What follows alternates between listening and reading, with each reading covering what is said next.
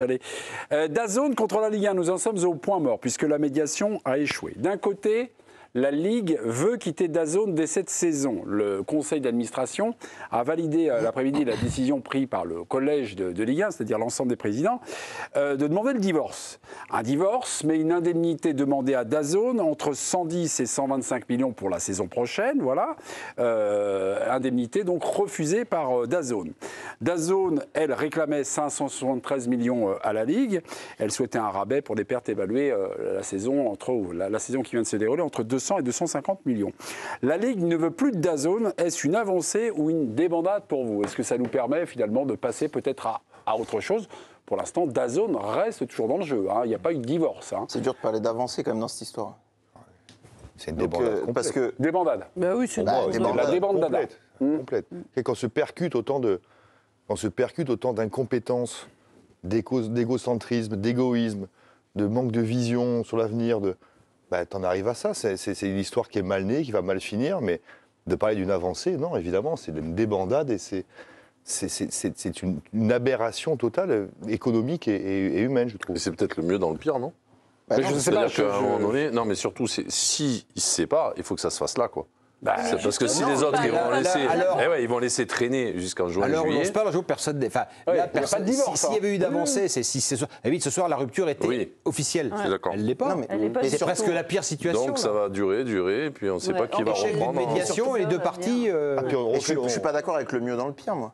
Parce que c'est un contrat de 2 ans. Et là, donc il faut réussir à convaincre DAZN de sortir avant la clause, donc de payer des indemnités, ce qu'ils n'ont pas encore accepté.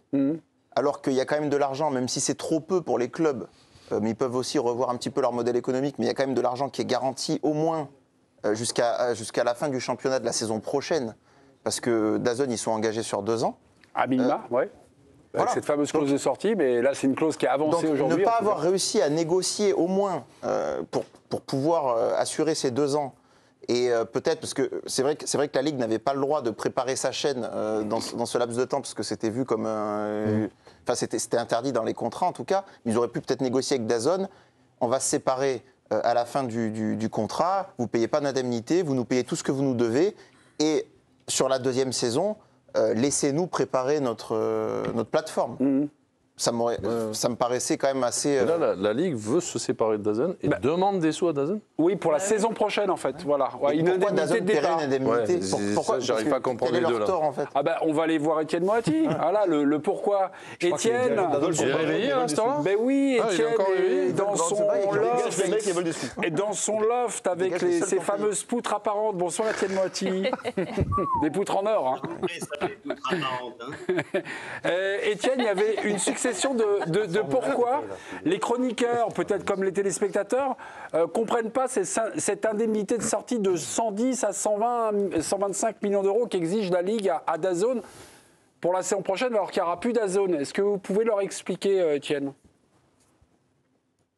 D'abord, ce que j'ai entendu en plateau n'est pas tout à fait exact. C'est pas vrai. La Ligue qui se sépare de DAZN. Celui qui a déclenché les hostilités, c'est DAZN, qui a saisi la justice. Et DAZN dit très clairement qu'il ne veut plus de son contrat et qu'il ne veut plus de son contrat à ces conditions-là. Donc c'est là où il y a une médiation donc, qui est entreprise par la justice, et le médiateur, c'est lui qui a fait cette proposition de dire, voilà, puisque DAZN ne veut plus continuer, puisque la Ligue est prête à renoncer donc à certains versements de zone, mais veut quand même avoir un petit peu pour pouvoir préparer la suite, et voilà, ce que je propose, c'est de régler la fin de saison, ça semble être la moindre des choses, c'est-à-dire les 140 millions d'euros que doit DAZN. Et puis, pour la saison prochaine, la dernière qui est due par le diffuseur, normalement, il doit payer autour de 400 millions d'euros. Et on trouve un dédommagement à hauteur de 110 à 5 millions d'euros. Donc, la Ligue était d'accord avec ça et c'est DAZN qui n'a pas voulu et qui veut surtout ne pas payer et ne presque plus rien payer au foot français. Est-ce que c'est bon? Je comprends le raisonnement de la Ligue, mais la Ligue veut aussi se séparer de DAZN, non? C'est un peu un truc enrobé, non? Mais dans ce que dit Étienne, j'ai l'impression que DAZN est en position de... Enfin, il va peut-être confirmer, mais j'ai l'impression que DAZN est en position de force par rapport à la Ligue, au moins jusqu'à la fin des 2 ans. Qui est en position de force, Étienne? DAZN pour Hugo? Oui, c'est évidemment DAZN qui est en position de force parce que Ils l'ont déjà fait lors de la dernière échéance, c'est-à-dire ils n'ont pas payé, il a fallu saisir la justice, ils avaient mis 35 millions d'euros sous séquestre, il a fallu que la Ligue ait le plus dans ses réserves pour donner de l'argent aux clubs qui sont en très grande difficulté. Donc ils savent d'Azone qu'ils ont un moyen de pression, c'est en retenant l'argent, en retenant les versements, et que comme les clubs sont en grande difficulté, ils pensent pouvoir passer et obtenir qu'il y ait une forte baisse du contrat. Pour l'instant, c'est pas encore ça qui s'est passé. Mais voilà, ce qu'il faut dire quand même, c'est qu'il y a un contrat que DAZN aujourd'hui, ça a été révélé par l'équipe, va perdre entre 200 et 250 millions d'euros. Comme il y a une hausse des droits la saison prochaine, ils vont sans doute perdre autour de 300 millions d'euros. Donc ça fait énormément d'argent. Donc c'est DAZN qui veut sortir du contrat. Et finalement, la Ligue est d'accord, mais en ayant un dédommagement, voilà, la seule explication à donner, c'est que DAZN veut sortir de son contrat, mais sans quasiment aucun dédommagement. Juste, il y avait une relance également de Johan Micou sur l'attitude de la Ligue, le fait d'avoir exploité ça pour sortir dès cette saison en demandant donc unanimité, ce que vous nous avez rappelé. Est-ce que c'est une posture au sens où finalement la Ligue, elle aussi, ne veut plus de DAZN? C'était l'esprit de l'intervention de Johan, Étienne. Oui, il y a un peu de ça. D'abord, ce qu'il faut dire, c'est que c'est le médiateur, c'est-à-dire celui qui a été mandaté par la justice pour essayer de trouver une solution entre les deux parties, entre DAZN et la Ligue, qui propose cette solution-là, avec le versement de ce qu'ils doivent pour la saison et l'indemnité pour la saison prochaine. Donc la Ligue était favorable à ça. Donc là, pour le coup, Joe a un peu raison. C'est vrai que la Ligue a bien compris que DAZN, ça n'allait pas faire la maille, qu'ils avaient aujourd'hui autour de 550 000 abonnés, avec le bad ils sont en train de créer, plus personne, si tant est qu'il y en avait quelques-uns qui avaient envie, ne va s'abonner donc à DAZN ni cette saison ni la prochaine. Donc on est vers l'échec assuré. Donc la Ligue s'en rend compte et donc essaie de trouver peut-être une solution alternative, c'est-à-dire cette plateforme qui a été évoquée avec 8 ou peut-être l'ensemble des matchs qui soient dessus.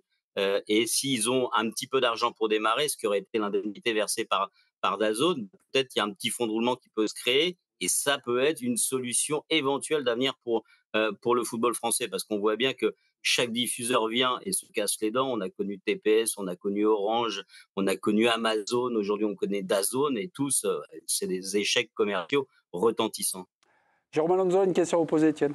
Étienne, bonsoir, tu l'as un peu abordé en tout début d'intervention. Est-ce qu'il est possible que DAZN ne verse plus rien d'aujourd'hui jusqu'à la fin de la saison? C'est une question importante. Les 140 millions. Parce que ça mettrait sur la paille à coup sûr quelques clubs.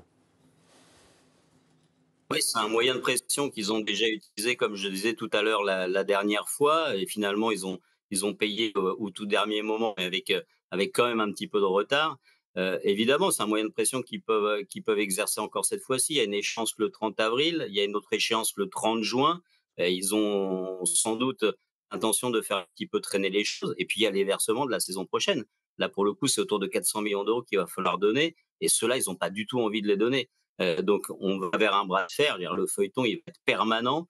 Ça va empoisonner donc la vie du football français. Ça va retarder une solution alternative, si tant est qu'elle puisse exister. Résumé, on n'est pas dans de très jolis draps.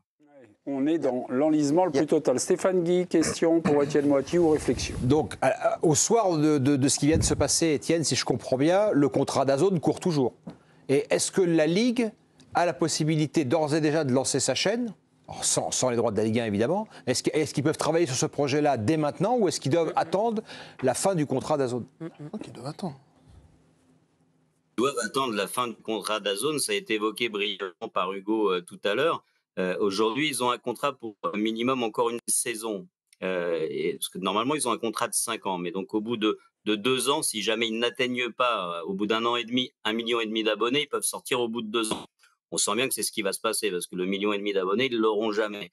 Et en tout état de cause, la Ligue ne peut absolument pas bouger une oreille avant la fin de la saison prochaine, puisque aujourd'hui, il y a toujours un contrat court. Donc DAZN a des obligations, c'est-à-dire de payer et de diffuser les matchs.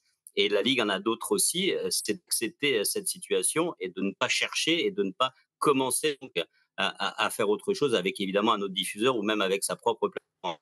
Hugo?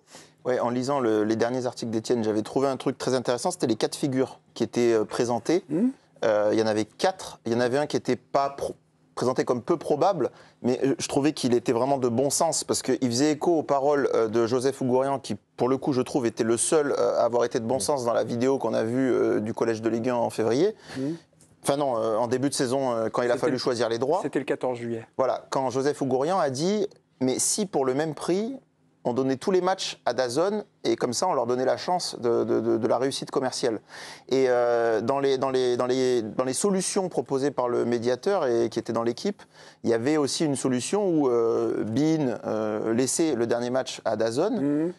Donc il faut faire une croix sur l'argent de beIN. Mais beIN, on a eu l'impression que, en tout cas on a entendu Nasser et on a eu l'impression qu'ils arrivaient et qu'ils donnaient l'aumône et qu'il fallait surtout les remercier pour cet argent. Donc si on leur propose peut-être de se retirer et de garder leur argent, ils seront peut-être d'accord. Et permettre à DAZN d'avoir tous les matchs pour peut-être avoir une meilleure réussite commerciale, même si ça me semble un peu tard. Est-ce que cette solution elle a été vraiment étudiée aujourd'hui? Et je vous rajoute une question, Étienne. Quid de l'avenir de beIN dans le foot français aussi, juste là. Voilà. Mais tout d'abord, répondez à Hugo, Étienne, s'il vous plaît. Alors, à la première question d'Hugo, ce n'était pas une proposition du médiateur, ça, d'avoir tous les matchs sur cette proposition et une suggestion de DAZN lui-même. C'est-à-dire qu'il avait deux options DAZN, c'est-à-dire ou sortait à la fin de la saison contrat en donnant quasiment rien au foot français, ou alors ils avaient un plan sur 5 ans au total, c'est-à-dire la saison qui vient de se passer plus 4 autres, avec l'ensemble des matchs et pour une somme même pas si importante que ça. Alors, il y a quand même deux problèmes à ça. Le premier, c'est que les matchs, en tout cas en prochaine, il y a un match qui appartient à beIN, donc c'est impossible de l'en déposséder comme ça. Et puis, il y avait aussi le montant qui était proposé, qui n'était pas très élevé non plus, donc qui n'était pas non plus une solution alternative. Voilà, la deuxième, je suis un peu vieux et fatigué, je l'ai un peu oublié, donc si vous voulez bien me la rappeler. Quid de l'engagement de beIN? Parce que j'avais juste entendu, il était revenu à mes oreilles, que beIN pourrait quitter la Ligue 1 assez prochainement ou emboîter le pas de DAZN si DAZN sortait. Est-ce que beIN pourrait sortir également? Alors, il n'y a pas de projet de beIN de sortir à la fin de cette saison. En revanche, dans les contrats, il est spécifié, et là c'est automatique, que si DAZN arrête à la fin de la saison prochaine, donc en n'ayant pas atteint le seuil d'1,5 million d'abonnés, automatiquement le contrat de beIN tombe. Et donc leur match n'est plus diffusé non plus, et ils n'ont plus non plus à verser les 100 millions d'euros qu'ils sont censés verser, même si jusqu'à présent ils n'en versent que 80. Mais enfin bon, ça c'est encore une autre histoire. Et si ça s'arrête cette saison, beIN reste juste encore une saison? Ah non. Bah non. Ah mais ça c'est à la fin de la clause, ce qu'il a dit. Étienne. Non, mais c'est la participation de beIN sur les droits télé. Elle est conditionnée à DAZN. Elle est conditionnée à DAZN. Si je raconte une bêtise, vous me coupez, comme vous en avez l'habitude, mon cher Étienne, il ne répond pas. Donc pour une fois, je suis en train de réussir une grande soirée. Vincent Labrune était à Birmingham ce soir, donc à Villa Park. Voilà, il avait fait le déplacement. Normal. On voit ici cette photo prise par soit Stéphane Mantet, soit Franck Seguin. Ce voyage, est-ce que ça a été bien perçu par l'ensemble de ces petits copains au collège de la Ligue, là, le fait que Vincent Labrune aille supporter le Paris Saint-Germain? Alors, d'abord, les réunions d'aujourd'hui, elles étaient toutes conférences, donc il n'y avait pas de nécessité d'être physiquement présent dans les locaux de la Ligue. Maintenant, en termes d'image, c'est pas forcément terrible. Vous donnez le sentiment que vous êtes loin de là où ça se passe, même si c'est pas forcément le cas. Et il y a quelques participants et quelques présidents de club qui n'ont pas vraiment apprécié donc cette absence, même si de toute façon ça aurait été fait en visioconférence. Et puis voilà, l'image qui est donnée en étant à Birmingham, là où joue le Paris Saint-Germain, quand on sait déjà qu'on reproche beaucoup à Vincent Labrune d'être très proche, trop proche peut-être, de Nasser Al-Khelaifi. En termes de message, c'était pas forcément sublime. Participer à la vision ou même pas? Ah bah si, j'imagine, non? Bah oui. Attends. J'ai pas entendu la question. Il a participé à la visio ou même pas? Le président Vincent Labrune. Labrune, bien sûr, il a participé. Il a participé à la visio. Il y avait d'abord une visio avec les collèges, les différents collèges, c'est-à-dire le collège de Ligue 1 et le collège de Ligue 2, puis ensuite le conseil d'administration. Il a participé à toutes ces réunions. Et comme il n'était pas présent à Paris, voilà, le message n'était pas très bon et certains n'ont pas apprécié. C'était Étienne Moiti en direct de son domicile Poutre apparente. De sa cellule, non son domicile. Quand même, franchement. Merci Étienne. On vous lit demain dans le journal et directement sur le site. Merci Étienne. Oui, très largement, parce que moi je passe pas mes journées à regarder des matchs à la télé et à dire quelques bêtises après. Ok, Étienne va bien. La Ligue va mal, mais Étienne va bien. On vous embrasse Étienne. Très bonne soirée.